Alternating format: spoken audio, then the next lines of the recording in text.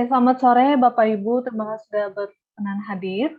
Hari ini kita akan melanjutkan bina iman kita di sore hari ini dengan tema pertumbuhan iman anak bersama Pendeta Riani. Tanpa berlama-lama waktu dan tempat saya persilakan. Silakan Bu.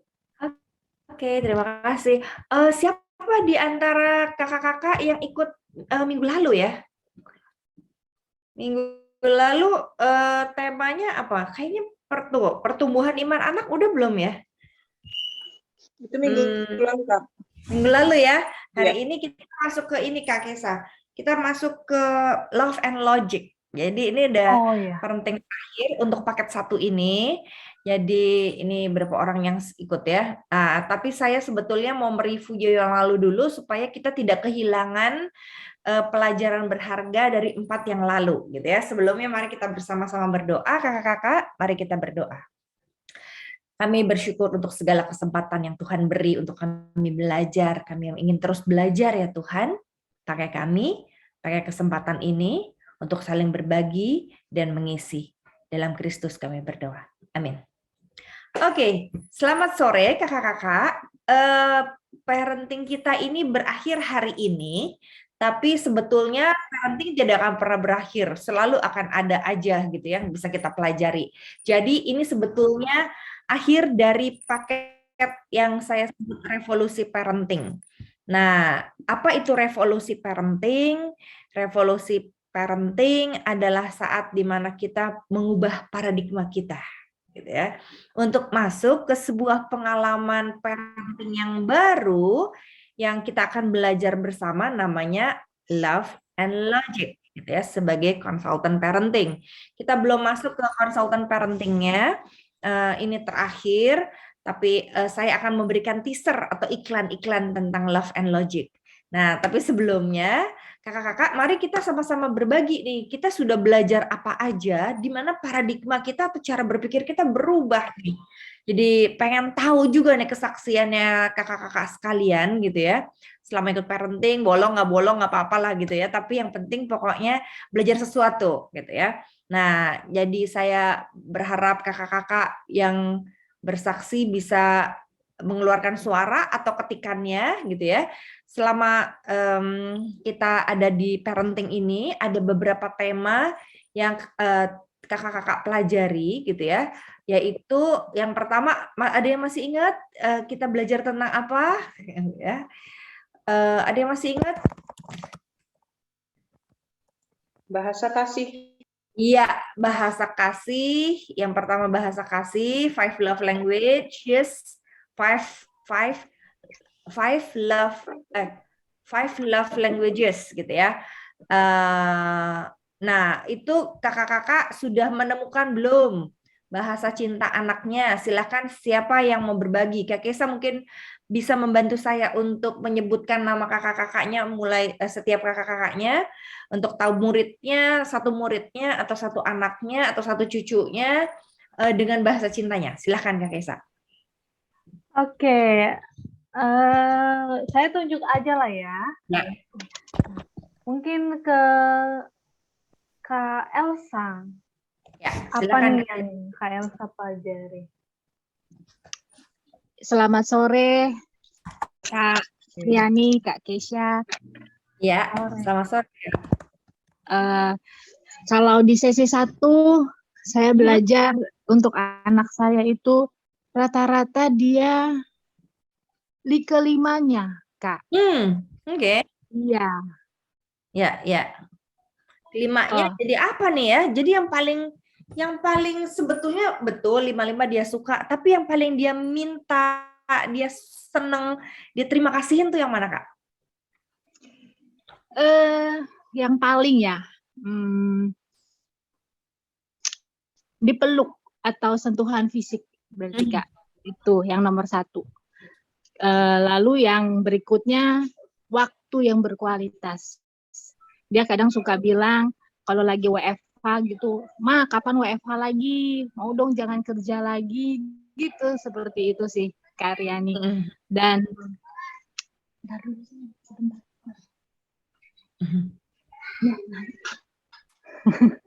Dan apa namanya itu kadang bikin ya ampun kok nggak bisa 24 jam nemenin dia gitu loh Kak. Jadi, jadi dilema nih gitu. Tapi itu sih Kak, sentuhan fisik, waktu berkualitas yang paling menonjol gitu. Iya. Jadi sentuhan fisik, waktu berkualitas, dia mau main, dia pengen sentuh-sentuh mamahnya, peluk-peluk gitu ya.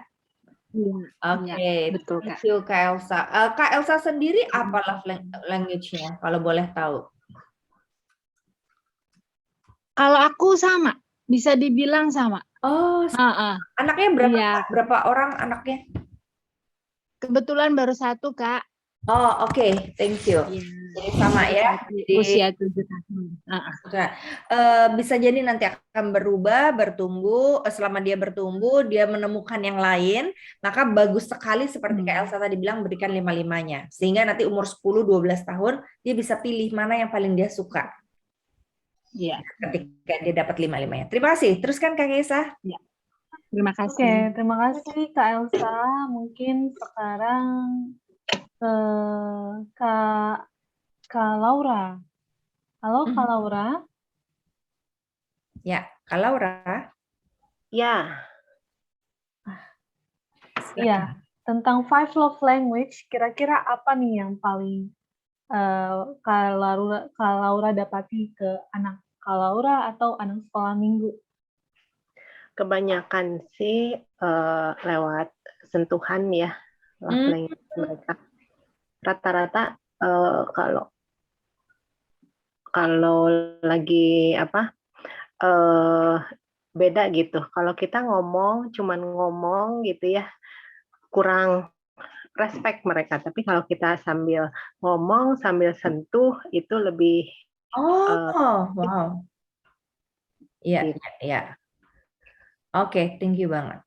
Thank you Kak. Lanjutkan. Udah itu aja dulu. Ya. Oke, terima kasih Kak Laura.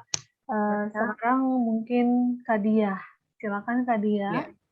Baik, anak saya ada 2, yang satu perempuan umur 15 tahun.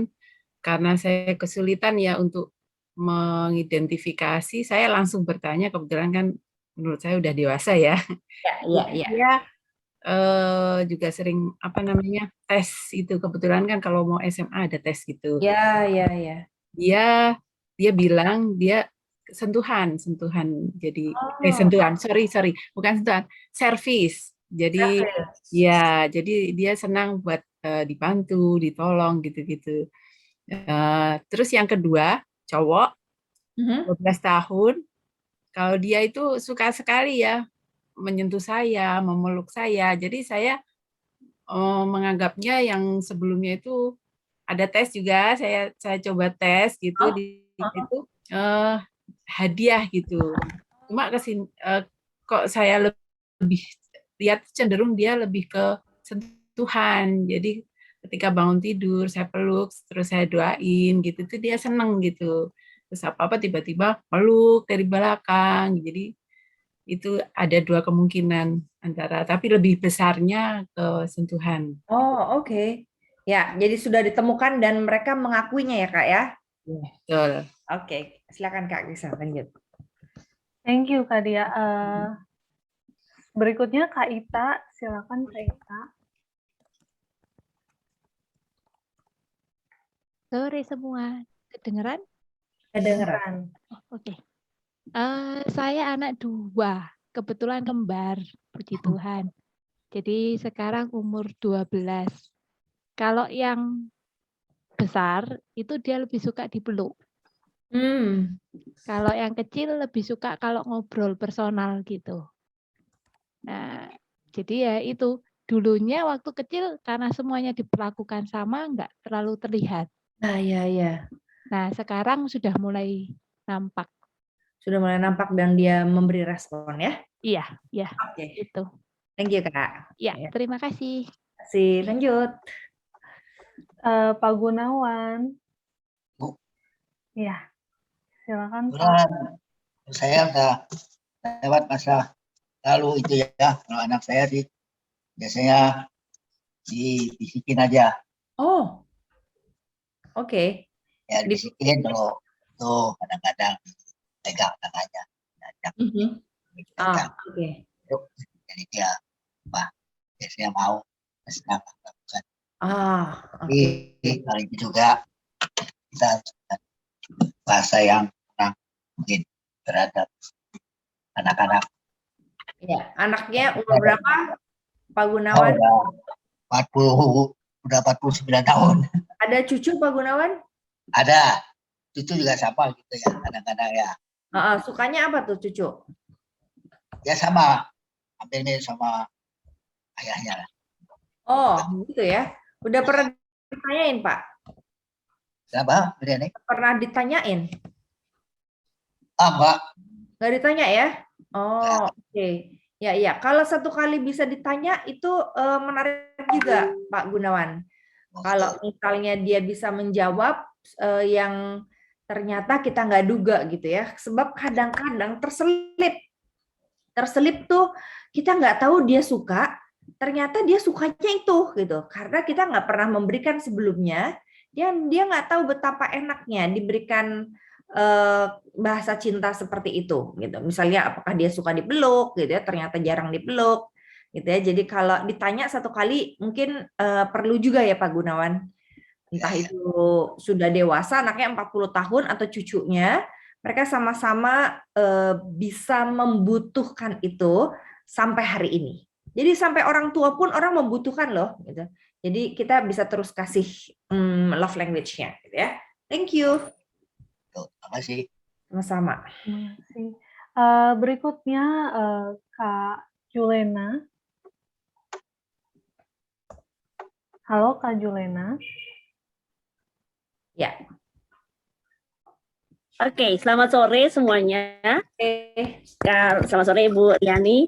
Ya, kalau saya karena ke anak-anak didik ya, jadi rata-rata sih yang saya pegang itu mereka lebih suka diajak ngobrol. Gitu. Ya. Yang lebih suka diajak ngobrol. Kalau saya ngajar kata kesasi juga sama, mereka lebih suka diajak bicara gitu kan.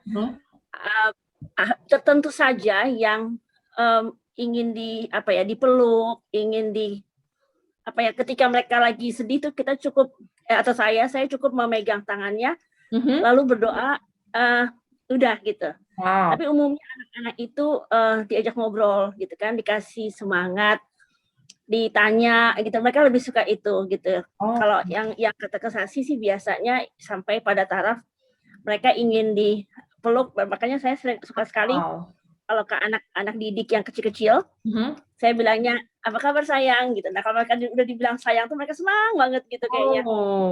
Jadi saya jarang panggil nama gitu ya. Ayo sayang bisa pasti, kenapa deh gitu. Iya. Saya jadi ada macam-macam anak-anak didik yang punya karakter masing-masing ya Bu ya. Iya. Seperti itu. Thank you. Ya, terima kasih. Oke, thank you banget. Silakan. Terima kasih Kak Julena. Berikutnya Kak Ratna. Sama. Kak Ratna, silakan Kak Ratna. Halo. Ya. Selamat sore. Selamat sore Kak. Iya. Anak saya satu ya. Dia sekarang usianya 21 tahun. Jadi ya, satu. Jadi usianya 21 tahun, laki-laki. Jadi ya laki-laki. Jadi satu-satunya, jadi mungkin bahasa cinta dia itu lebih ke sentuhan ya. Mungkin juga lebih dekatnya ke saya daripada ke ayahnya gitu. Jadi kalau ada apa-apa biasanya ceritanya ke saya. Dan mungkin kalau dia ada kesulitan atau masalah, mungkin saya seketika itu saya nggak akan menanyai dia gitu ya. Jadi mungkin tanya-tanya, mungkin dia juga akan semakin mungkin bingung ya. Tapi nanti ada kalanya dia punya waktu tersendiri untuk kemudian dia cerita ya. Jadi ada waktu untuk dia bisa cerita ke saya. Dan itu saya juga enggak bisa memastikan waktunya kapan. Jadi mungkin ketika hatinya atau pikirannya sudah tenang, kemudian baru cerita ke saya, dan saya juga pelan-pelan bisa memberikan masukan. Dan saya juga kadang juga ketika dia cerita itu, kemudian dia mencoba untuk menyelesaikan itu, menyelesaikan masalahnya, saya juga bangga ya, dia ternyata juga kadang di luar pikiran saya gitu loh ya. Jadi dia bisa mengambil keputusan yang saya pun kadang juga nggak sampai ke situ gitu loh ya. Itu yang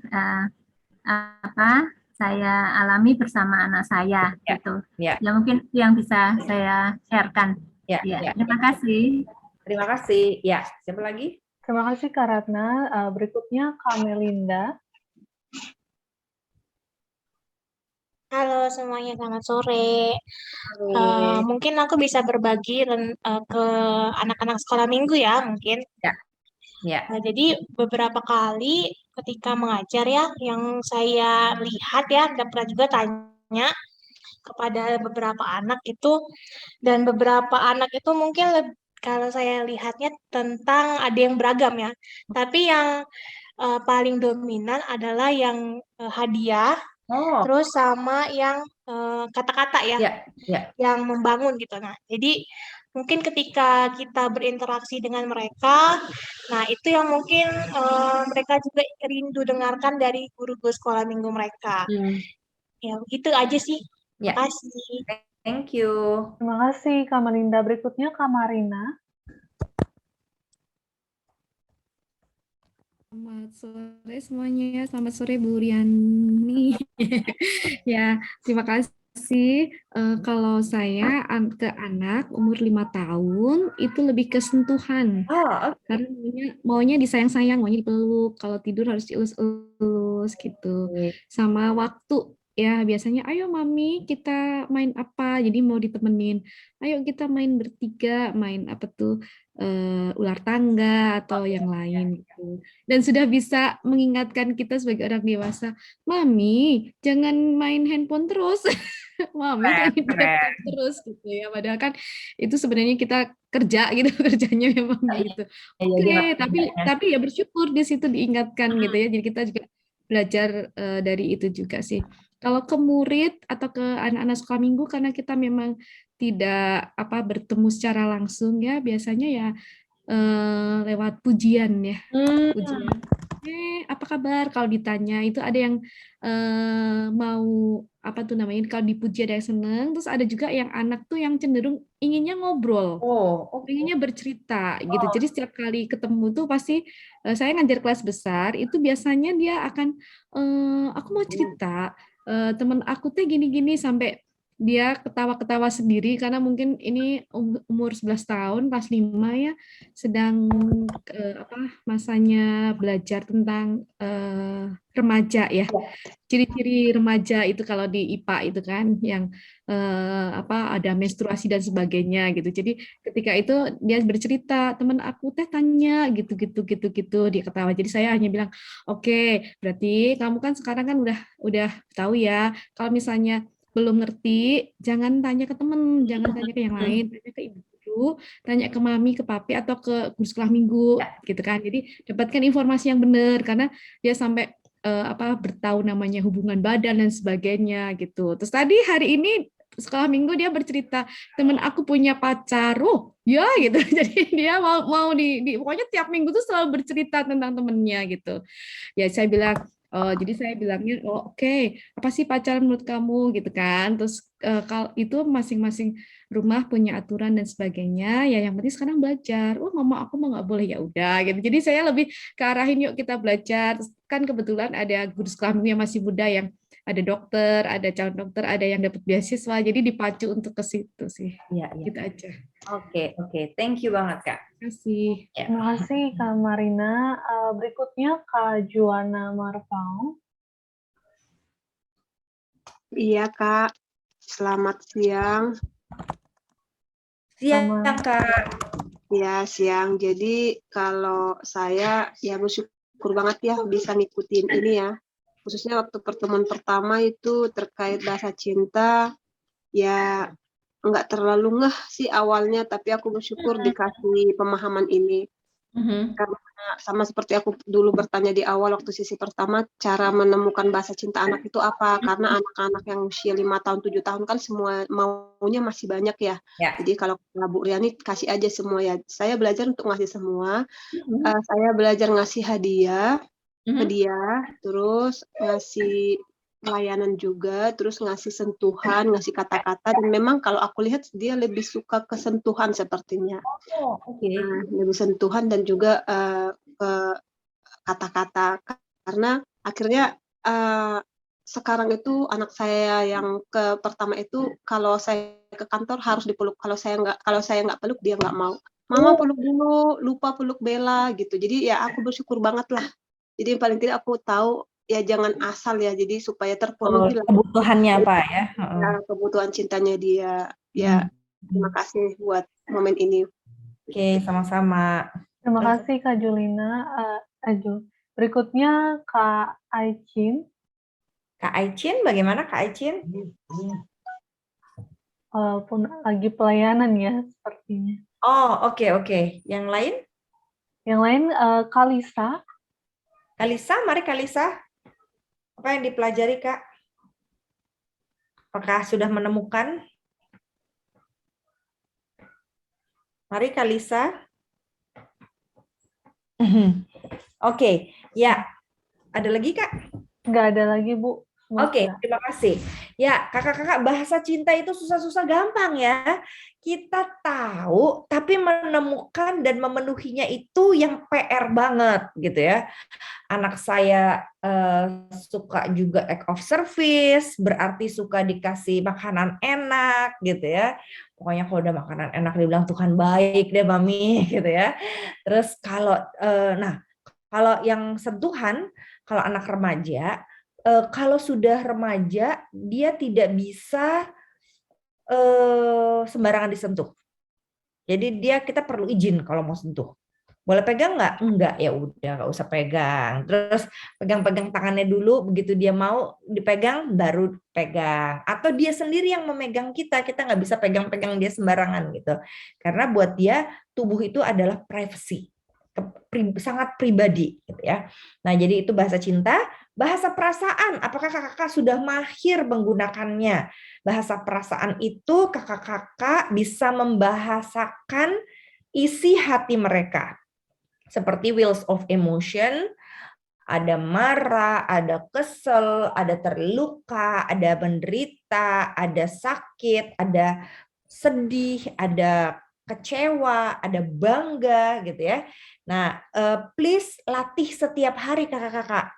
Karena itu penting loh memahami perasaan dia, sehingga kalau kita mendoakan juga kita berdoa berdasarkan perasaan dia. Tuhan, anak saya lagi pusing karena mau ujian semesteran. Nah, kita berdoanya kan untuk pusingnya dia.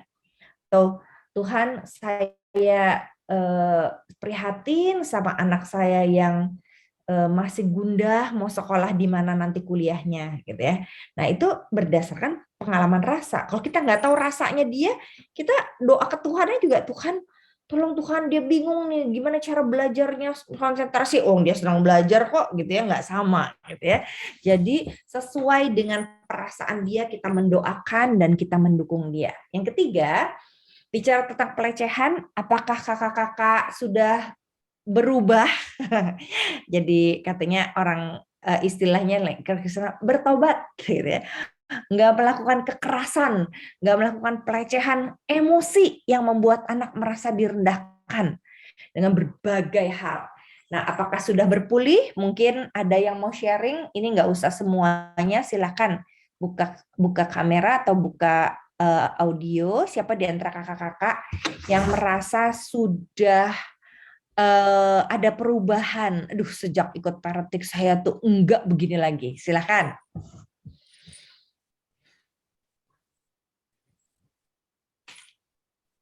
Ya.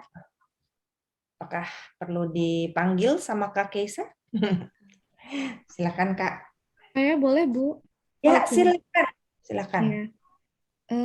Kalau berdoa dengan perasaan masih terus ini ya Bu, masih terus dilakukan gitu ya. Dan anak ini kan di TK sudah belajar tentang perasaan. Jadi ketika dia sedih, dia akan bilang, "Mami, aku sedih Keren. karena apa?" Iya. Jadi dia bilang, "Oh, Selin marah. Kenapa marah?" gitu kan. Jadi dia bisa mengungkapkan sedih, marah. Cuma meskipun kadang-kadang istilah sedih itu tidak tepat gitu ya, tapi ya sudah gitu, kita wajar, oh itu bukan sedih namanya, itu agak kecewa atau itu sebel gitu. Jadi dia kalau ditegur dan dia bilang saya tidak mau dimarahin gitu.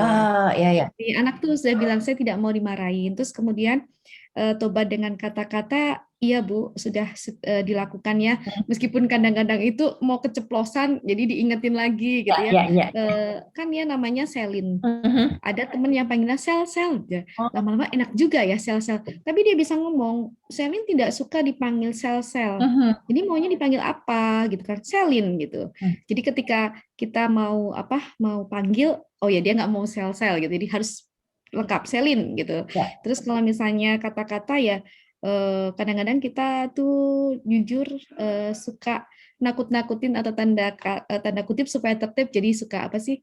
Oh, bocil gitu kan. Kalau tidak mau melakukan ini bocil dibilang gitu kan. Nah, dia juga bilang Selin tidak mau dipanggil bocil gitu.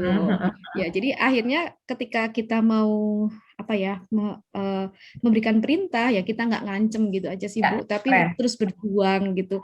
Karena kadang-kadang pengen kelepasan kalau kadang-kadang kitanya insaf, papinya enggak, ya gitulah Bu, tapi ya masih belajar Bu, soalnya gampang-gampang susah Bu. Iya, daging memang penurut gitu. Roh memang tapi daging lemah. Iya gitu betul Bu. Ya, tapi terima kasih untuk session yang diberikan Bina Warga ini ya. Melengkapilah kita belajar karena nggak ada sekolahnya untuk jadi orang tua itu. Iya, nanti kita bikin sekolah ya. Kalau kakak semua concern dengan pelayanan ya Bu. kita rame-rame supaya orang tua di masa anak-anak kita juga terus belajar gitu ya. Dan kalau kakak-kakak masih ingat, kita akan masuk dalam pelajaran kan untuk menghindari pelecehan, untuk kita belajar lebih baik menjadi orang tua yang bijak gitu ya. Saya menggunakan teori dari Jim Fay, itu love and logic namanya. Jadi love and logic adalah parenting yang akan sebetulnya bisa kita pelajari ke depan sana. Tapi ini kalau katanya kalau kalau kita belajar tuh di kunyah-kunyah dulu gitu ya. Jadi biarkan kakak-kakak mengunyah selama beberapa bulan ke depan. Kalau Bina Warga buka lagi, kita bisa belajar lagi bersama melanjutkan love and logic gitu ya. Nah, jadi kakak-kakak setidaknya tahu prinsip-prinsip parenting yang dimana kita bisa belajar bersama dan anak merasakan akibatnya gitu ya. Apakah kakak-kakak ada yang anaknya merasakan akibat dari parenting ini sehingga bilang, "Mama kok agak berubah ya?" gitu. Silakan, ada nggak kesaksiannya?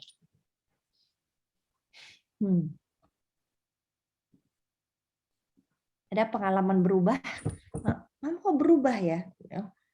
Perubahannya apa ya? Atau kita sendiri, atau suami kita, atau istri kita, atau siapa yang pernah bilang kita berubah nih dengan prinsip-prinsip yang kita sudah pelajari bersama? Silakan. Saya mau curhat boleh? Gimana Kak? Ya, jadi begini.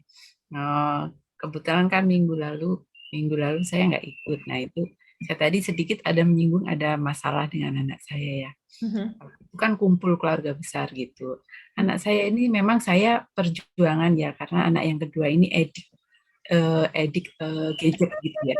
Memang semudah saya harus mendampingi dia ya karena kan banyak hal ya yang saya harus komitmen dengan suami dan sebagainya. Nah waktu itu saya sedang mengurusi masalah konsumsi gitu. Anak saya harusnya makan bersama anak-anak saudara-saudaranya. Kebetulan dia pegang gadget gitu. Lalu gadgetnya itu langsung diambil, nggak tahu bagaimana itu mengambilnya, apa dengan kekerasan, apa dengan paksaan. Tiba-tiba anak saya itu diam gitu. Terus kayak mau menangis gitu. Cowok itu umur 12, jadi kayak kaku gitu badannya, kayak menentang gitu. Nah, tante saya itu orangnya kebetulan ya dia itu tipe-tipe yang apa ya, pokoknya berpengaruh gitu ya. Jadi saat itu tante saya itu mestinya kan diem aja lah dengerin ngelihat anak saya mestinya diem aja kan, yang lebih tahu saya gitu loh. Tapi tidak, dia itu malah semakin merasa kayak bersalah atau merasa bagaimana dia pengen ngurusin anak saya ini. Padahal saya itu udah banyak ya diberitahu bahwa kalau menegur itu udah dibekali sama bina warga ini, kalau menegur jangan tentang emosi itu loh, jangan menegur karakter, jangan menegur itunya lah pokoknya, bahasa asertif yang pernah diajarkan itu loh, harus pelan-pelan gitu loh. Enggak, tante saya itu tiba-tiba mau menghandle, mau menguasai anak saya, mau mengatur. Ini bagaimana ini? Itu kok nggak mau makan jadinya? Marah ya sama saya, marah ya sama saya. Langsung tiba-tiba dideketin lah anak saya, karena anak saya benar-benar nggak mau makan di depan, padahal udah ada makanan, nggak mau makan, nggak mau makan, diem saja. Saya pelan-pelan harus cari salahnya. Tante saya deketin malah semakin keras. Saya dibilang, dia, kamu nih nanti anakmu laki-laki loh, dalam hati saya. Wah, untung saya itu udah diajarin ya, dasar parenting ini, dia punya bahasa kasihnya harus bagaimana. Kalau enggak saya ikut emosi itu. Benar-benar itu kalau enggak saya enggak dibekali kemarin-kemarin, itu saya akan ikut menyalahkan anaknya. Mungkin saya akan, kamu ini gimana sih? Kok enggak orang tua, saya ikut memojokkan mungkin ya, terus saya mungkin emosi saya nggak bisa benar. Jadi saya dipepetin istilahnya tante saya, ini anak laki-laki nggak boleh begini, ini harus dilawan ini. Dia punya pandangan sendiri dan waduh, kasihan banget ya ini kalau banyak orang yang seperti ini. Saya malah justru kasihan sama tante saya, bagaimana orang-orang lain gitu loh, kalau dia nggak punya tahu gitu basic dasar parenting gini. Ini benar-benar saya sangat beruntung sekali. Saya memang anak saya udah besar dan mungkin ada kesalahan-kesalahan yang dulu, tapi saya merasa ini ada satu yang pastilah masih banyak yang bisa saya lakukan dengan yang sudah saya dapat ini ya, karena tadi kan harus mengunyah gitu ya. Artinya ini saya harus meyakinkan diri, nggak ada terlambat. Kalau mau, kalau berusaha, dan bahkan saya itu kayak bertekad gitu loh, mau membantu menge-share gitu apa yang sudah saya dapat ini. Benar-benar saya itu kayak jadi saya itu merasa terenyuh bahasa Jawanya gitu loh, melihat ada seorang yang nggak ngerti gitu. Jadi saya kayak terbeban gitu loh justru dari keluarga ini gitu. Terima kasih. Ya, jadi kayak penginjilan kita lah ya. Parenting itu adalah penginjilan kita untuk bisa membagikan kepada sebanyak-banyaknya orang. Terima kasih Kak Diah. Kakak-kakak, kita akan maju di sesi yang terakhir ini dengan satu tema. Tadi kan sudah direview juga Kak Diah. Ternyata kalau kita belajar mendalami ini, itu kepanggil dalam pengalaman kita sehari-hari. Itu sebabnya kita sama-sama perlu belajar bagaimana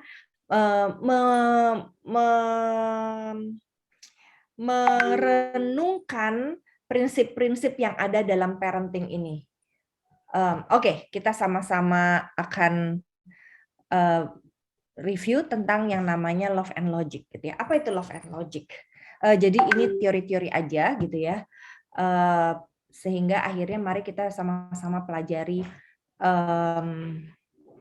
prinsipnya satu persatu. Oke? Ya, jadi love and logic itu apa gitu ya. Mari kita lihat, tadi kita udah belajar bahasa cinta, bahasa perasaan, pelecehan pada anak, pemulihan, pertumbuhan iman. Tadi kita belum review pertumbuhan iman, nggak apa-apa.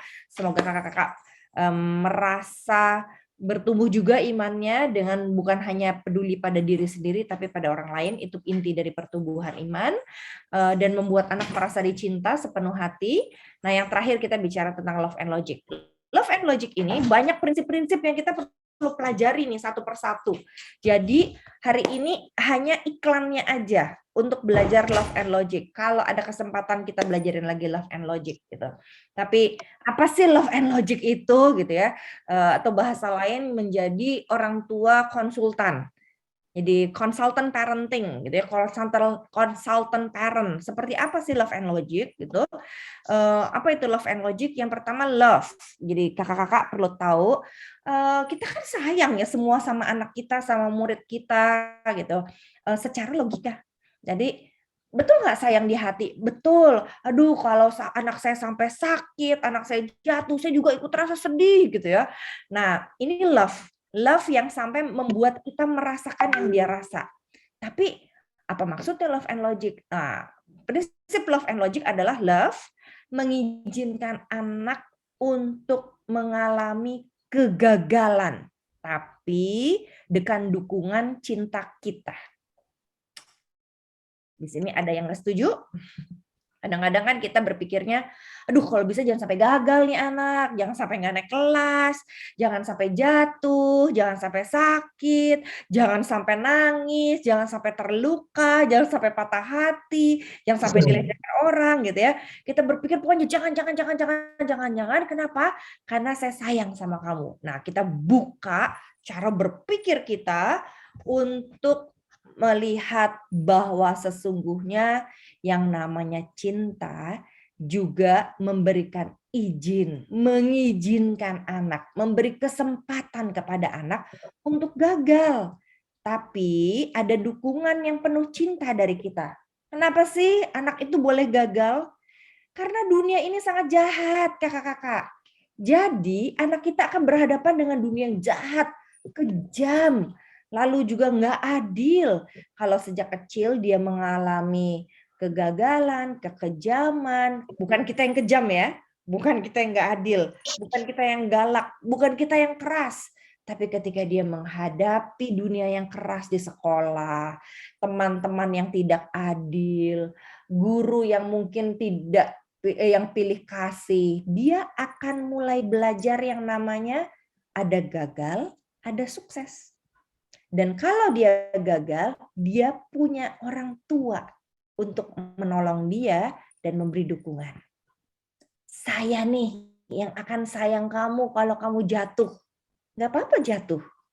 Nggak apa-apa kalau ada apa-apa karena ada Tuhan dan saya sebagai orang tua. Ya tentu aja kita nggak mau dong anak kita keserempet mobil. Love and Logic bilang kalau emergency, masa perang, lalu ada kecelakaan, tentu parenting kita keluarin parenting helikopter bisa gitu ya. Helikopter itu kan yang mengambil alih, menolong gitu ya. Iyalah anak jatuh masa kita ya biarin aja jatuh, kita nggak akan melakukan itu. Tapi kita akan bilang, kamu jatuh ya. Oke, apa yang akan saya lakukan? Nah, ini nanti saya bilang ya di belakang kalau jatuh apa yang saya lakukan. Itu yang pertama. Prinsipnya dulu ya, love mengizinkan anak untuk gagal. Nah, SLO itu adalah significant learning opportunities. Apa maksudnya? Jadi ada opportunities itu kesempatan namanya. Kita bacanya dari belakang ya. Opportunities itu adalah kesempatan-kesempatan. Learning itu belajar, signifikan itu penting. Jadi ingat bahwa Love and Logic prinsipnya memberi kesempatan kepada anak untuk belajar sebagai hal yang penting. Kesempatannya apa? Kesempatan belajar yang penting itu yaitu kegagalan dia. Kegagalan dia adalah cara dia belajar. Kesuksesan juga cara dia belajar. Tapi bukan kesuksesan mama, bukan kesuksesan papa. Dia belajar dari kesuksesannya sendiri dan kegagalannya sendiri. Ayo bilang sama om itu, saya minta sendok tambah satu lagi. Karena kita makan berdua. Terus dia datang, om aku minta sendok satu lagi, nggak bisa. Aduh gagal dia dapat sendok. Dia balik, mama nggak dapat sendoknya gitu kan ya. Oke, tanya sama omnya, kenapa nggak bisa dan apa yang mesti dilakukan. Sebab kita bisa melakukannya. Dia pergi lagi, apa om? nggak bisa, kamu harus bayar kalau kamu minta sendok lagi. Dia balik lagi, mama, aku nggak dapat sendoknya lagi, aku mesti bayar. Oke, ini mama kasih uangnya, atau kamu mau makan berdua sama mama dengan sendok yang ada. Ya. Nah itu kesempatan belajar dari gagal. Ada anak-anak yang nggak mau, mama aja deh yang ngomong sama om, nanti aku ditolak minta sendok gitu ya. Jadi dia nggak belajar bagaimana ditolak, bagaimana dia perlu nanya kenapa saya nggak dikasih sendok, atau dia perlu merasakan yang namanya diperlakukan tidak adil. Kenapa tante itu dapat saya nggak dapat? Terus dia balik lagi, dia nangis. Kita datang untuk memberikan dukungan cinta. Ya. Yang ketiga adalah love and logic, membiarkan anak mengalami SLO, significant learning opportunities. Ya itu tadi ya. Jadi nggak apa-apa dia alami, tapi kan ada kita. Kita nggak biarkan dia pergi sendirian dan menanggung konsekuensinya sendiri, gitu ya. Lalu apa prinsip love and logic? Prinsip love and logic ada banyak, tapi ini awal dari kita belajar dari prinsip itu. Prinsip love and logic itu sebetulnya memperbaiki kita sebagai orang tua. Nggak tahu deh, apakah kakak-kakak pernah punya mood itu yang enggak menyenangkan buat anak dan buat kita karena kita kanak-kanak. Tadi ya, kita mengalami inner child yang terluka, lalu kita menjadi sangat kanak-kanak di masa dewasa ini. Marah, memukul, mendiamkan anak, mengatakan kata-kata yang tidak menyenangkan, menyakiti hati anak. Nah, love and logic akan membenahi mood kita. Maksudnya apa? Ya ini, perasaan kita yang gundah dan mudah berubah gitu, seperti kanak-kanak, dan menyadari bahwa gagal dan sukses adalah satu mata koin, dua sisi maksudnya ya, satu mata koin dengan dua sisi yang penting untuk pengalaman buat anak.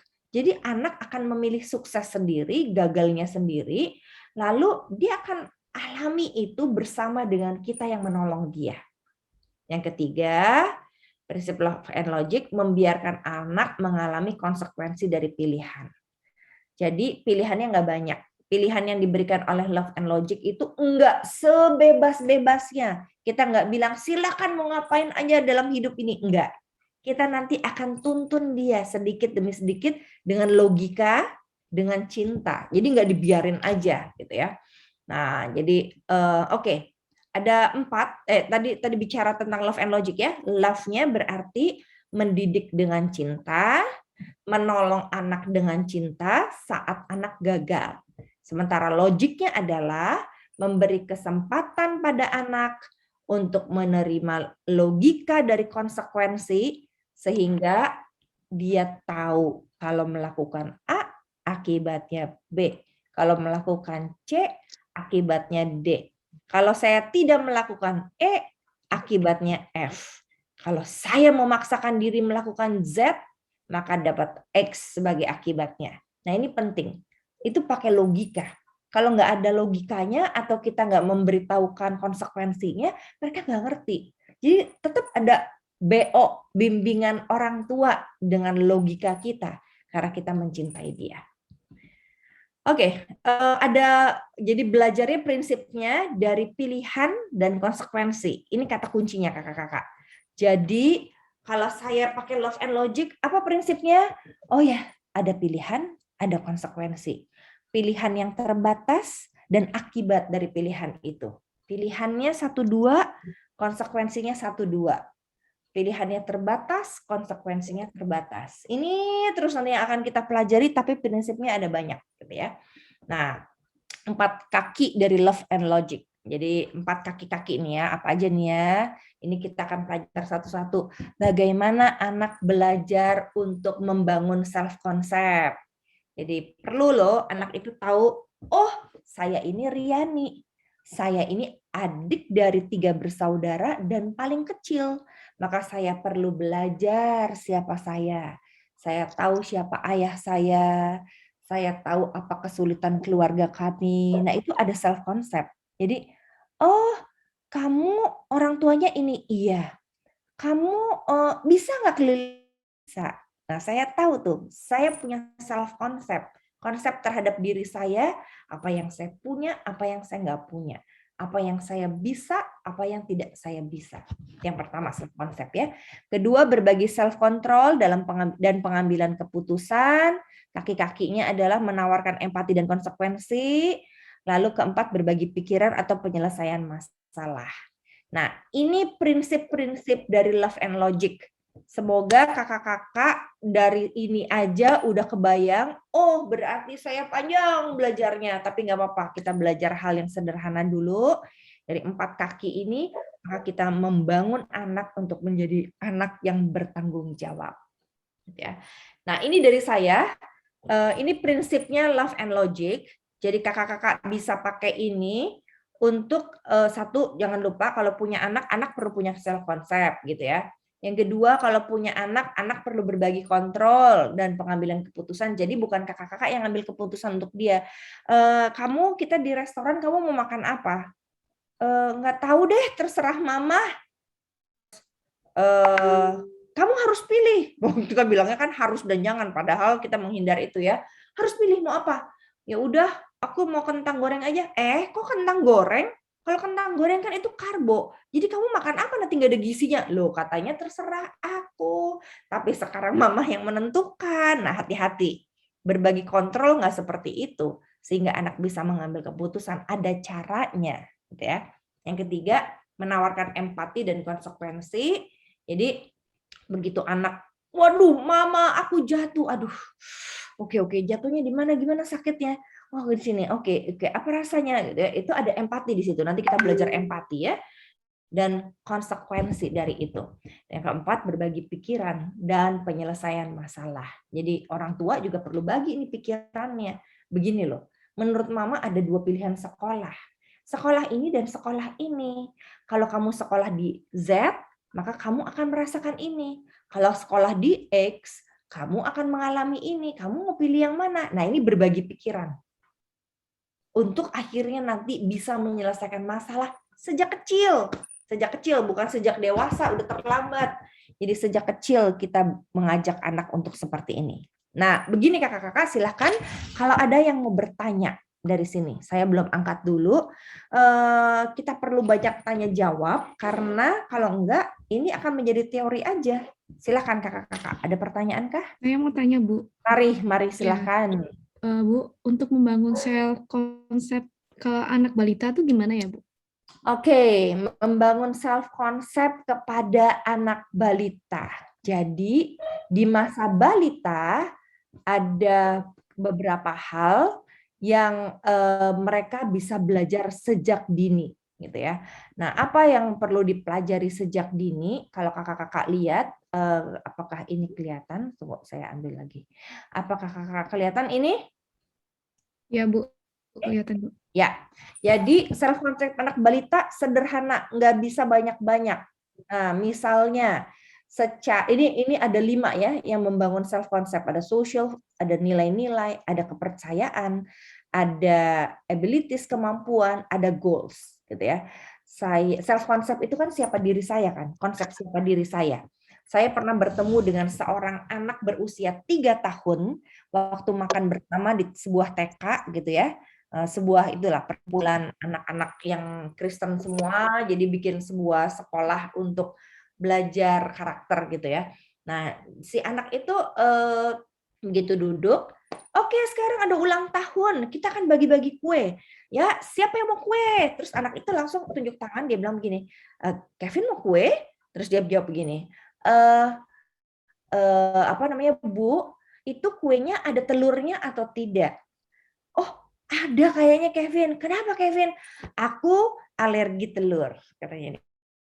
Konsep, salah satu bagian dari self concept. Saya tahu siapa saya, keterbatasan saya, sakit saya, tapi juga kekuatan saya. Itu salah satunya. Jadi, oh ya saya tahu itu saya nggak bisa tuh makan telur. Kalau makan telur saya gatel-gatel. Nah, itu dia sudah tahu gitu. Nah, kalau bicara tentang value misalnya ya, ayo kita sama-sama main gitu ya. Mainnya main apa, Bu?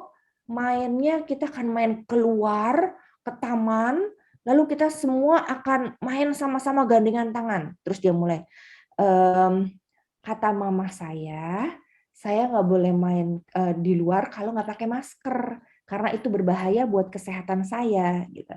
Nah, ketika dia percaya itu value-nya, itu value masih sederhana sekali nggak pakai masker ya, tapi oh ya perlu jujur, perlu berbagi misalnya.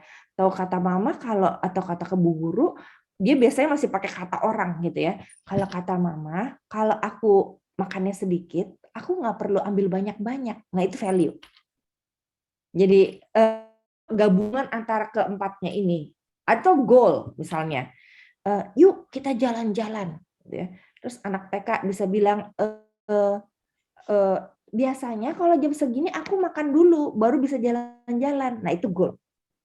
Itu kebiasaan tapi juga ada goal. Nah ini semua kita bisa gabung. Itu terangkum jadi satu, dia belajar kebiasaan, tapi dengan senang hati belajarnya. Bukan dengan paksaan, bukan dengan dimarahin atau diancam, tapi dia merasa itu baik. Misalnya kayak anak saya waktu TK, dia akan bangun dari tidur kalau dia belum sikat gigi. Kenapa? Karena buat dia tidur atau pergi kemanapun dalam keadaan bau mulut itu dia nggak mau. Kenapa? Karena dia pernah mendapat konsekuensi. Dia bilang, Mami, katanya si A dan B, dia nggak mau main sama aku. Kenapa? Katanya mulutku bau, katanya gitu. Itu saya ingat banget waktu dia TK gitu ya. Oke, kalau gitu gimana caranya? Mesti sikat gigi sebelum sekolah. Nah, tidur juga dia tahu mesti sikat gigi. Kenapa? Karena saya storytelling. Dek. Kalau orang nggak sikat gigi ya, germnya itu nanti kumpul tuh bakterinya di mulut. Nah, dia berperang di mulut, terus mulutnya jadi mengeluarkan bau yang tidak sedap. Dikumpulin terus itu ya, kan kalah tuh bakteri yang baiknya, bakterinya tuh menguasai. Lalu nanti gigi kita itu bisa dia. Nah itu melalui storytelling saya mengajarkan sebuah aturan hidup sehat ya melalui storytelling. Itu kira-kira Kak Marina. Ya Bu, makasih. Satu lagi Bu. Ya, Tadi kan dikatakan jangan sampai anak itu melakukan dengan terpaksa gitu ya. Nah, pertanyaan saya bagaimana caranya meminta anak itu melakukan suatu tugas tanpa kita maksa, tanpa kita bentak-bentak, tanpa dengan ancaman-ancaman nih. Contoh anak saya itu kalau sekolah minggu nggak mau nyanyi. Tapi kalau dia suruh pimpin doa, sekarang lagi senang-senangnya pimpin doa. Kalau belum tidur pun saya kadang-kadang pura-pura gitu kan. Yuk kita tidur, udah gitu. Mami, kita belum berdoa gitu. Oke, Mami yang pimpin, enggak, aku aja yang pimpin gitu. Jadi lebih suka begitu Bu. Jadi kadang-kadang secara tidak langsung, Selin nanti mau nyanyi apa? Lagu ini, nggak mau. Ayo, nanti kalau nggak nyanyi nanti nggak jadi pergi loh gitu. Jadi kadang-kadang gitu. Ya itu kadang-kadang dengan ancaman ya. Ya, gimana nggak ngancem, nggak marah-marah gitu, atau nggak dengan ya gitulah Bu. Ya, di usia tertentu selama dia masih mau melakukannya nggak apa-apa, tapi nanti ada babakan demi babakan. Jadi kakak-kakak, kita nggak bisa bilang seumur hidup dia bisa digituin. Bisa jadi dia cuma 2-3 tahun misalnya diperlakukan seperti itu. Nanti kalau udah maju satu langkah lagi, dia bisa memberontak, dia bisa bilang saya nggak suka yang seperti itu, saya bosan, ya kita menggunakan metode lain lagi. Tapi gimana caranya supaya dia mau tanpa terpaksa? Tadi pegang kata kuncinya, pilihan yang terbatas dan konsekuensi. Jadi memberikan pilihan, terus menceritakan konsekuensinya. Jadi mereka belajar berpikir. Tujuan Love and Logic adalah anak-anak belajar berpikir, pengambilan keputusan, lalu dia mengalami. Setelah mengalami, kalau akibatnya tidak menyenangkan kita tolong, kalau sukses itu menjadi suksesnya. Itu menjadi tanggung jawabnya sendiri dan kebanggaan dia. Ya, baik Bu. Oke, ada lagi yang mau bertanya atau berinteraksi? Ya, saya mau bertanya Bu. Mari Kak. Ini kan beberapa anak TK yang saya ajar, itu mereka lebih bisa terima sesuatu yang tidak logik menurut saya ya. Dan itu juga seperti saya alami sebenarnya. Contohnya begini. Dia tidak makan nasi sampai habis. Ya. Terus kemarin saya dengar omanya ngomong, nasi itu kalau nggak habis bisa nangis loh gitu. Nah, rupanya anak itu menjadi kebiasaan ketika saya coba gitu kan, ketika dia duduk terus kan suka goyang-goyang kursi gitu kan. Saya bilang nanti kursinya itu jalan bisa terima gitu. Dibanding duduk yang diam ya, nanti kamu jatuh gitu. Dia agak sulit menerima itu. Dan saya perhatikan sesuatu yang nggak logis, maksudnya kayak nasi menangis, yang begitu-begitu kan nggak logik ya. Tapi dia malah bisa terima gitu, Bu. Bagaimana ya, Bu ya? Iya. Kemudian khawatir saya nanti sampai dia, kayak saya juga akhirnya sampai sekarang kalau lihat nasi itu selalu ingat kata papa saya, nanti nasinya nangis loh gitu. Seperti itulah gitu. Ya. Jadi begini Bu Julena, di masa perkembangan anak usia tersebut, mereka memang masih suka bahasa personifikasi. Bahasa personifikasi adalah bahasa yang membuat anak bisa belajar dari benda-benda mati seakan-akan itu hidup. Makanya film-film begitu kan, nanti apelnya ngomong gitu kan ya, monyetnya ngomong, terus nanti beruangnya nangis gitu. Nah, jadi mereka masih hidup dalam dunia imajinasi. Nggak apa-apa, karena di masa itu perkembangan kognitifnya belum bisa membedakan antara yang real dengan yang abstrak. Yang penting adalah message-nya atau pesannya itu yang ditangkap sama dia. Jadi memang kelihatannya masih berkhayal, masih imajinasi dunianya. Tapi nanti lambat laun ketika dia SD, dia tahu, oh ini nggak real. Nah nanti model belajarnya berbeda lagi. Oh iya. Ya, begitu? Oke, terima kasih. Oke, terima kasih Bu, terima kasih. Jadi Bu, nggak apa-apa ya kalau misalnya seperti tadi pakai benda mati yang jadi hidup gitu. Iya kan lama-lama, karena ini kan dengan bimbingan orang tua atau guru ya. Jadi begitu dia naik kelas di usia 6-7 tahun, dia udah mulai tahu mana yang real. Nah, kita cara lagi mama dulu bilang nasinya nangis, iya itu namanya personifikasi. Kita jelasin seperti itu. Jadi mama bohong, bukan bohong, itu bahasa personifikasi supaya tahu bahwa semua itu berharga. Kan kamu nggak ngerti arti berharga, gitu kan? Nah, sekarang mama kasih tahu itu berharga. Tuhan ciptakan itu dengan sangat baik. Dikasih untuk kita supaya kita gunakan. Kalau kita nggak makan nasi dan kita habiskan, maka ada nih logikanya ya. Nah, kita mulai ceritain tuh secara logika, melalui storytelling juga. Nasi nih ya, kalau nasinya kita nggak makan, padahal udah sama petani itu ditanam, lalu kita beli, itu dibejek-bejek itu jadi satu tuh. Oh, kita ceritakan tuh ya prosesnya nasi sampai beras menjadi padi, beras, lalu nasi gitu ya. Nah, ketika kita ceritakan itu dia bisa terima yang lalu, bukan sebagai sebuah kebohongan. Karena logikanya berkembang. Ya baik Bu, makasih Bu. Sama. Masih. Bu, maaf Bu. Jadi apakah sebaiknya tadi itu apa perlu 2 jalur gitu ya? Tetap dipakai yang tadi secara bahasa anak terima yang dengan yang disebut Ibu Julina dan Bu Marina tadi, tapi tetap kita memberikan masukan yang logik gitu. Jadi nanti mana yang nyantol lah, pokoknya dua-duanya itu boleh ya. Bisa gini, sejauh anak bisa menerima gitu ya. Jadi kalau misalnya ada nasinya terus kita kasih lihat, ini nasinya lah ngomong, aduh aku sedih nih nggak dimakan gitu kan. Jadi kita kasih lihat itu si nasinya itu. Tapi kalau kita bisa bilang, itu nasi itu sayang banget ya.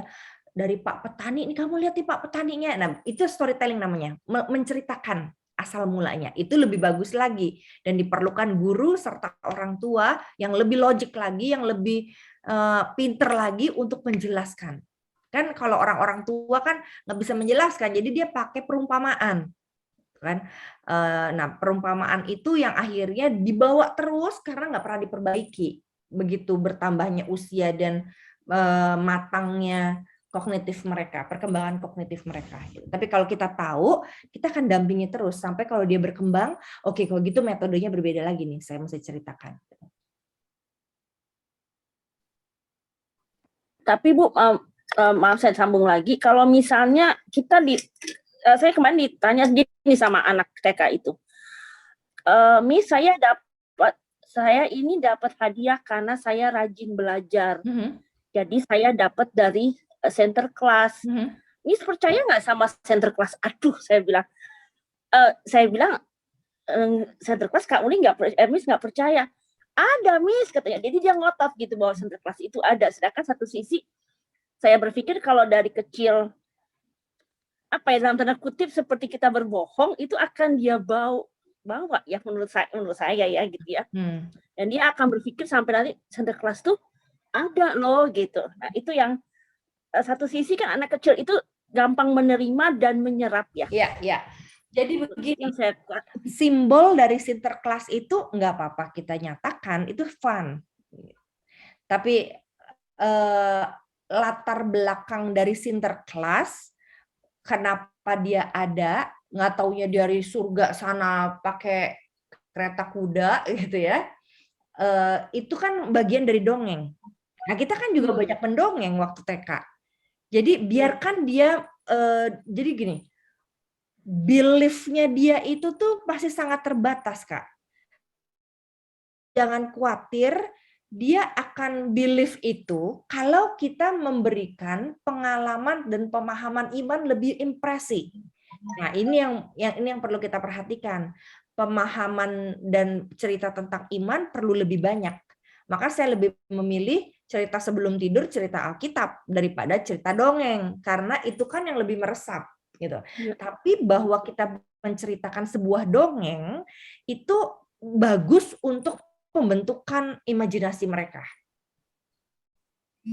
Jadi bedakan antara dia mengolah imajinasinya, mengembangkan imajinasinya dengan kita menceritakan yang bohong atau yang real. Nah, nanti makanya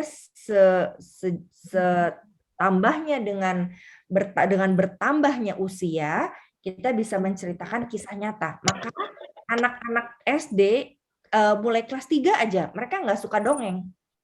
Mereka sukanya kisah nyata, gitu kan. Anak-anak kelas 5 SD gitu ya, nggak mau tuh didongengin yang muluk-muluk Peter Pan gitu ya. Itu kan konsumsinya anak TK. Apakah kita bohong semua? Enggak, bilang ini dongeng. Ya, Miss percaya itu dalam cerita dongeng ada, bisa dong diceritakan gitu. Lalu orang mencoba pakai baju. Coba kamu lihat, itu sinterklasnya itu nanti bapak-bapak tetangga sebelah, itu tetangganya Miss juga pakai baju sinterklas gitu. Nah, bisa juga diceritakan seperti itu. Gitu. Oke, ya. Terima kasih, Bu. Iya. Ada lagi kakak-kakak? Sebelum kita akhiri, untuk kita berjumpa, mudah-mudahan berjumpa kembali tahun depan. Kalau kakak-kakak mau terus kita berproses bersama, silakan. Ada pertanyaan sekarang bebas mau bertanya apa. Jadi love and logic tadi begitu ya. Kita belajar self concept, kita belajar self share control gitu ya. Kontrolnya berarti nggak cuma kita yang mengontrol anak, tapi bagi-bagi. Kamu tanggung jawab ini, saya tanggung jawab ini. Kamu pijamaknya kamu yang taruh dan kamu sikat gigi, mama yang siapkan odolnya, mama yang cuci pijamaknya. Nah itu share control ya. Lalu kalau ada juga empati yang ketiga ya.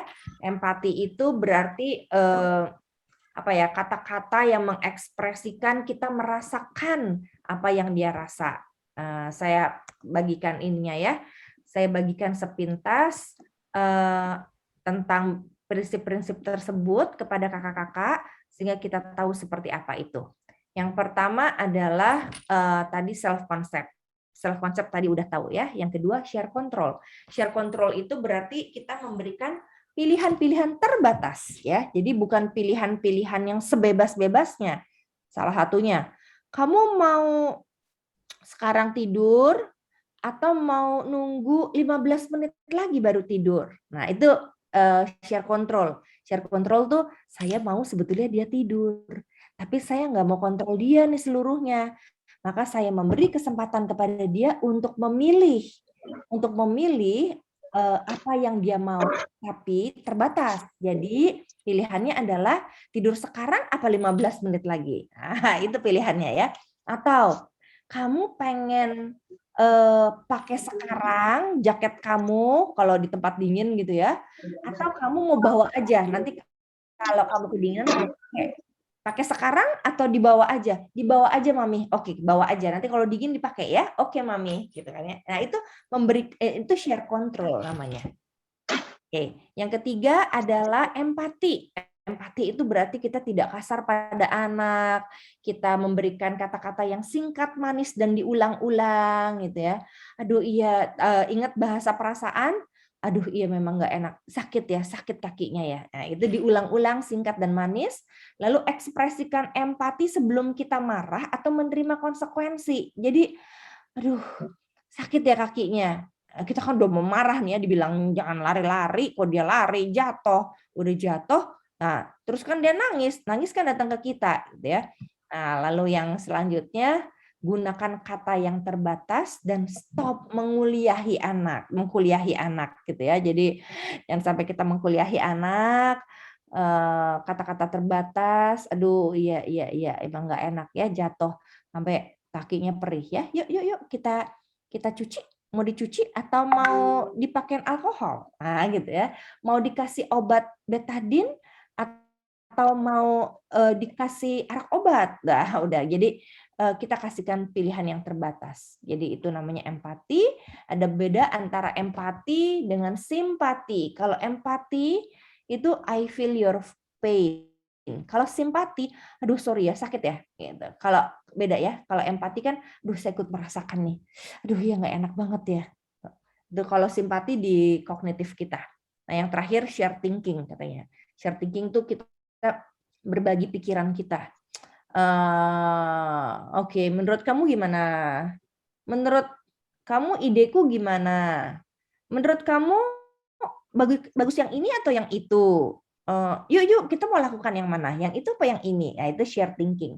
Jadi kita akan belajar di Love and Logic itu sebetulnya pengalaman-pengalaman memberikan pilihan terbatas dan mengajak anak berpikir sehingga nggak ada tuh anak yang ikut parenting Love and Logic bilang terserah mama gitu ya, nggak ada gitu ya. Mereka belajar bagaimana hidup memilih dan mereka berpikir untuk pilihannya. Nah, itu dari saya. Ada pertanyaan terakhir dari kakak-kakak sebelum kita akhiri? Saya Kak. Mari Kak Elsa. Iya, bagaimana jika anak ini akhirnya memilih, tadi kan kakak informasikan beri pilihan terbatas, dan dia memilih yang ternyata hasilnya buruk. Pilihannya kita yang kasih Kak biasanya Kak. Jadi bukan pilihan bebas. Ya, misalnya seperti simpelnya kalau mau masuk sekolah Zoom gitu ya. Kita biasanya setiap pagi beri pilihan mandi sekarang, waktunya sudah 15 menit lagi, misalnya seperti itu, atau apa namanya? Tunggu 5 menit lagi baru mandi seperti itu.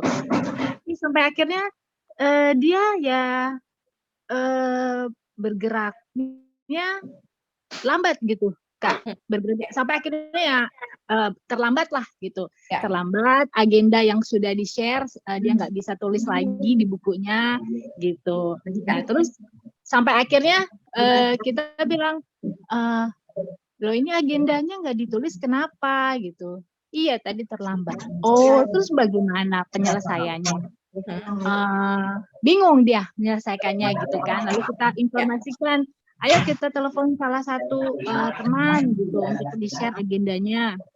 Atau telepon Pak Guru ya, kita tanya apa namanya agendanya buat besok apa. Dia ketakutan seperti itu. Nah, bagaimana sikap kita Kak? Ya, tadi memberikan pilihan kan Kak, mau tanya teman atau tanya Pak Guru. Kalau tanya teman, memang kamu belum tentu dijawab. Kalau tanya Pak Guru, bisa kamu dimarahin karena kamu ketahuan. Nah, itu kasih tahu Kak akibatnya. Kak, terus aku nggak mau dua-duanya. Oke, kalau kamu tanya, kamu akan dapat jawabannya dan kamu bisa menyelesaikan. Kalau kamu tidak bertanya, kamu akan mendapat kerugian dan besok juga kamu akan dimarahin. Bukan mama yang dimarahin loh, kamu yang dimarahin. Gitu. Jadi lemparkan bahwa itu tanggung jawabmu. Nah, nanti kita lihat dia menanggung akibatnya besok kan kalau nggak nanya kan. Biarin dia menanggung akibatnya. Karena kan dia masih SD, Kak. Justru itu kesempatan. SLO, Significant Learning Opportunity. Gimana kalau dia nggak naik kelas? Saya pernah mencoba, Kak. Anak saya kelas 6 SD, karena kami pindahan dari Amerika, kelas 6 itu nilainya 3, 4 gitu ya. Tapi saya mulai menggunakan kan Love and Logic. Jadi saya tetap beri kesempatan kepada dia mau belajar sekarang atau nggak belajar. Apalagi saya ke gereja mulu, Kak, pulang jam 11 malam gitu kan. Dia dititip di omanya, satu, oma situ. Jadi belum tentu belajar juga kan dia gitu. Nah, terus akhirnya nggak apa-apa. Kamu belajar, kamu lulus. Kalau kamu nggak belajar, papi mami ya nggak apa-apa kamu nggak lulus. Tapi kamu konsekuensinya kalau nggak lulus kelas 6, maaf, mami nggak punya banyak uang, jadi kamu perlu pindah ke sekolah yang lebih murah daripada itu. Bahkan ada sekolah gratis untuk kami kan pendeta gitu kan. Nah, jadi kamu bisa pindah ke situ. Jadi itu pilihan kamu mau belajar apa enggak. Nah, ketika dia turun, dia punya pengalaman malu kan, dia belajar akhirnya gitu. Nah, jadi biarkan dulu tuh turun, tapi kita sudah siap menerima konsekuensinya. Saya bilang sama suami saya, kita mesti siap dia tidak lulus atau tidak naik kelas. Oke, kita siap ya. Maka bagian dari pendidikan saya, si Love and Logic ini memberi ruang kami juga menerima kenyataan yang ekspektasi kami tidak seperti itu, tapi kami belajar menerima kalau nanti ada pengalaman buruk yang dialami. Nggak apa-apa, kita jadi belajar dari pengalaman buruk itu juga kan. Misalnya dia dimarahin gurunya, nggak apa-apa dimarahin guru. Saya coba bilang gini, nggak apa-apa kamu dimarahin guru, nggak apa-apa kamu mami dipanggil, tapi kamu perlu tahu, karena mami bekerja di gereja, ada waktu-waktu mami tidak bisa datang dan papi tidak bisa datang kalau dipanggil. Oh itu dia akan panik, Kak. Dia sendiri tuh, kenapa? Karena aku dong yang dimarahin guru, aku yang gak enak sama guru kalau papi mami nggak datang gitu kan.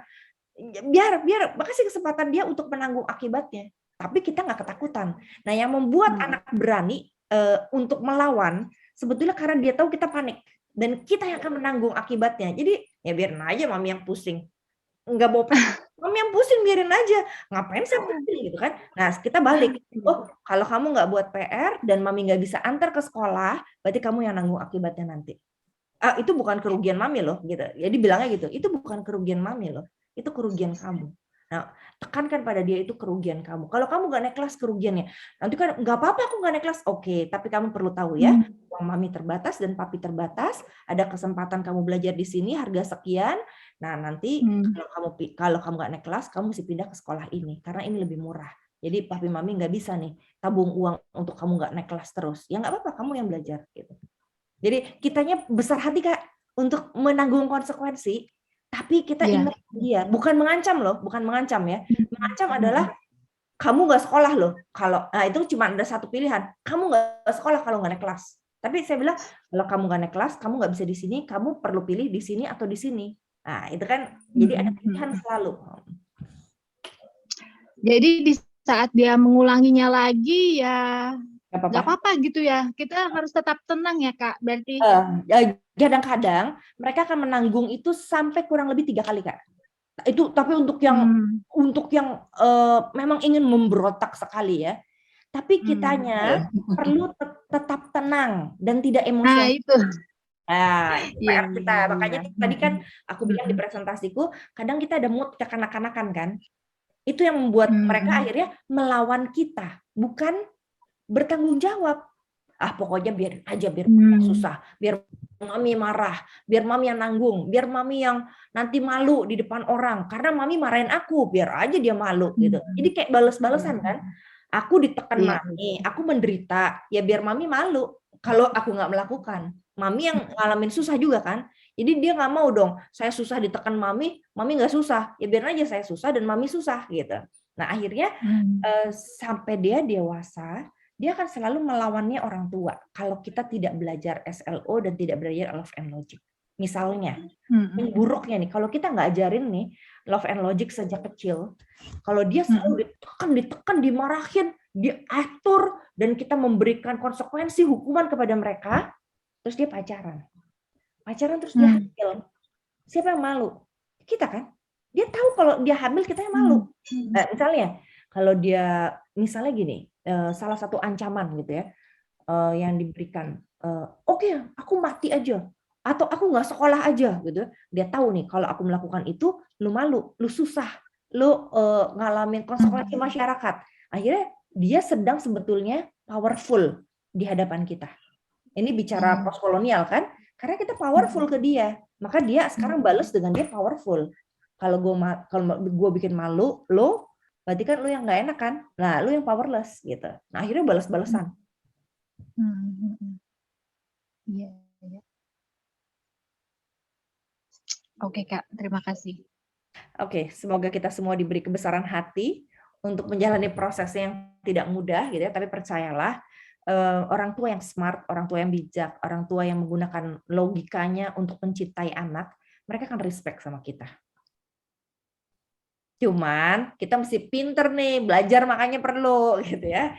Nah, jadi kalau kita belajar lagi nanti, kita tahu step by step-nya, kita sharing gitu ya, dengan keterbatasan ini kita juga sudah bisa belajar sih untuk memanage anak kita. Nah, semoga anak kita senang karena dia punya mama yang pintar, punya papa yang pintar gitu.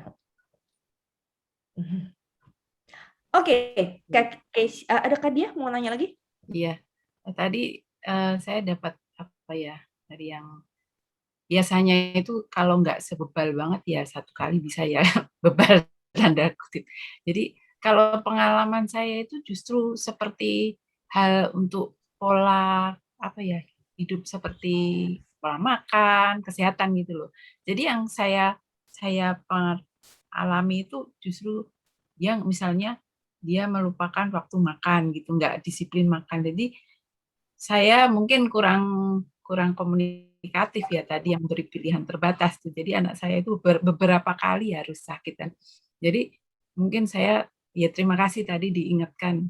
Jadi saya tidak merasa bersalah, kok anak saya sampai susah banget ya dikasih tahu gitu. Jadi kan kadang-kadang itu ya masih sakit lagi kan kita yang kena gitu. Jadi sakit mah, sembelit itu menjadi penyakit sehari-hari dah. Tapi itu kecenderungan biasanya kalau dia sakit mah atau sembelit gitu ya. Tapi kita ceritakan kenapa kamu sembelit dan kamu sakit mah. Jadi memang pembelajaran seperti ini nggak bisa suddenly berubah. Nggak bisa tiba-tiba berubah. Tapi melewati proses yang kita harap, walaupun berprosesnya 5 tahun, tapi dia ingat seumur hidup. Daripada kita marahin bertahun-tahun, lalu dia berontak seumur hidup nggak mau ikut. Misalnya, anak saya kan nggak mau makan buah. Anak lain juga mungkin nggak mau makan buah dan sayur gitu ya. Ya, nah itu prosesnya bertahun-tahun Kak. Jadi 17 tahun umur anak saya, di usia 17 tahun ini, dia malah kalau ada kesempatan boleh beli makanan online, dia akan pilih sayur. Kebayang nggak? Dari yang tadinya nggak mau dipaksa makan sayur, nggak mau dipaksa makan buah, dia akan memilih buahnya dan sayurnya karena dia tahu apa arti sembelit.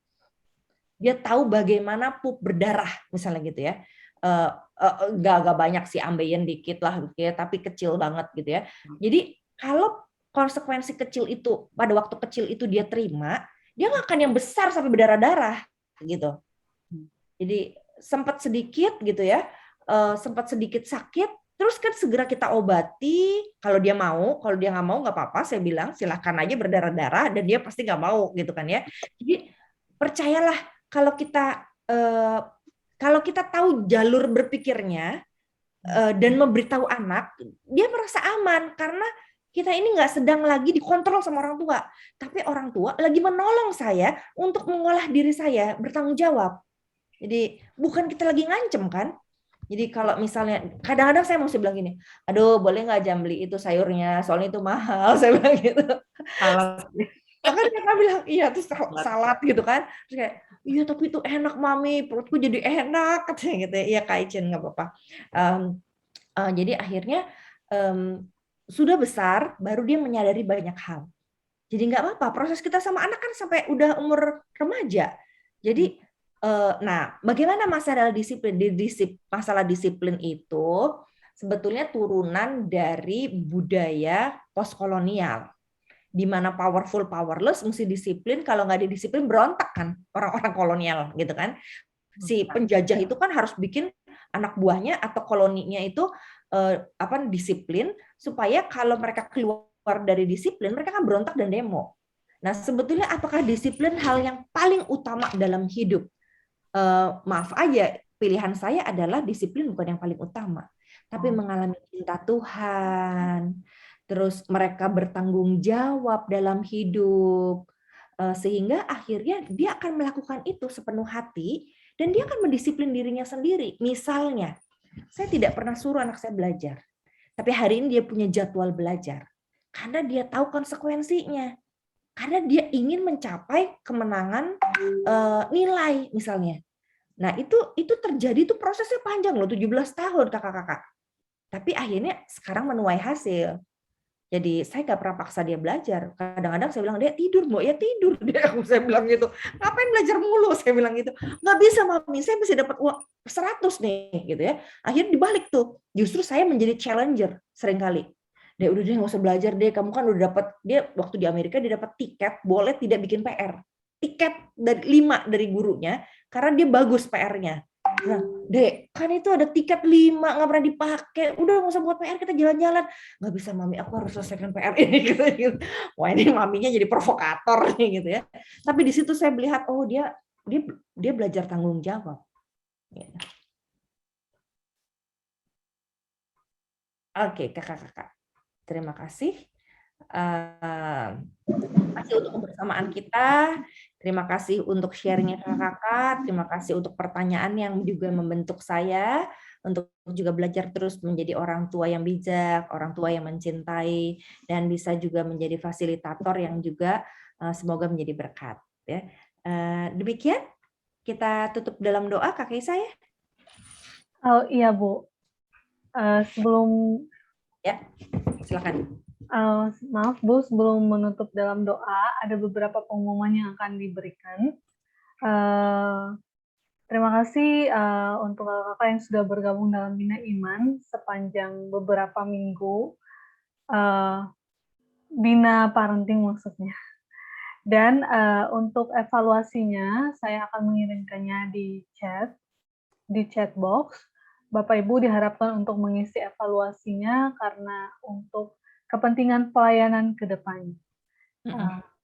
Sebentar.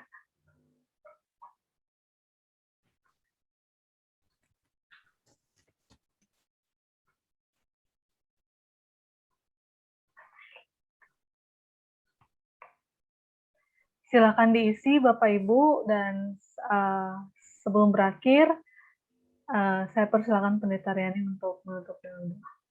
Oke, mari kakak-kakak kita masuk dalam doa. Kami bersyukur karena kami punya Tuhan yang terus memberikan kepada kami ruang di pikiran kami, di perasaan kami untuk berubah, belajar, dan menjadi lebih baik lagi. Ajar kami terus supaya kami menjadi orang tua, guru yang bijak. Karena Tuhan sendiri yang menjadi guru kami dan pemimpin kami. Terima kasih Bapak, berkati Bina Warga terus untuk boleh menjadi sarana kami belajar bersama dan bertumbuh di dalam kasih Tuhan. Dalam nama Tuhan Yesus yang memberkati kami, anak-anak didik kami berdoa dan memohon. Amin.